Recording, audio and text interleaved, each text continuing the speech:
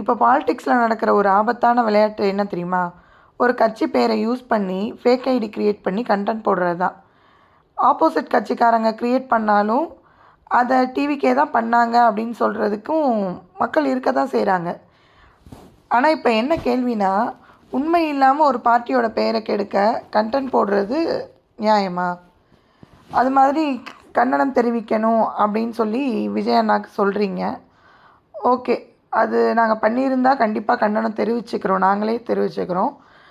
உங்கள்கிட்ட ஒரு 2 கொஸ்டின் என்னென்னா, சிபிஐ ஆஃபீஸ் அந்த என்கொயரி நடந்தப்போ சிபிஐ ஆஃபீஸ்க்குள்ளே நடக்கிற என்கொயரி டீட்டெயில் வந்து நமக்கு அஃபீஷியலாக தெரியாது, அந்த ஆஃபீஸர்ஸ் வந்து வெளியே சொல்லாமல்.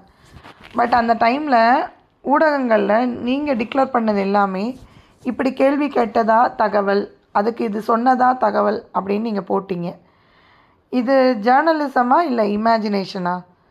இன்னொரு விஷயம்னு பார்த்தா சங்கீதா அவங்க விஷயம், அவங்க டைவர்ஸ் பெட்டிஷன் போட்டாங்களா இல்லையா அப்படின்றது இன்னுமே யாருமே ஓப்பனாக போட்டேன் வச்சேன்னு சொல்லி அவங்களுமே மீடியாவுக்கு சொல்லலை. அவங்களோட டைவர்ஸ் பெட்டிஷனில் சோஷியல் மீடியாவில் ஸ்ப்ரெட் பண்ணக்கூடாதுன்னு இருந்துச்சுன்னு சொன்னதும் நீங்கள் தான். அப்படி இருக்கும்போது அந்த நியூஸ் எப்படி லீக் ஆகுது? அந்த லீக் பண்ணது யார்? எதற்காக லீக் பண்ணிங்க? பொலிட்டிக்கலில் ஃபைட் நடக்கட்டும், ஆனால் மக்களை தவறாக வழி நடத்துகிற மிஸ்இன்ஃபர்மேஷன் நடக்கக்கூடாது. உண்மை பேசினா தான் நம்பிக்கை வரும். ஃபேக் நரேட்டிவ் வச்சா நேரம்தான் கிடக்குமே தவிர உண்மை தான் என்றைக்கும் நிலைக்கும். நன்றி.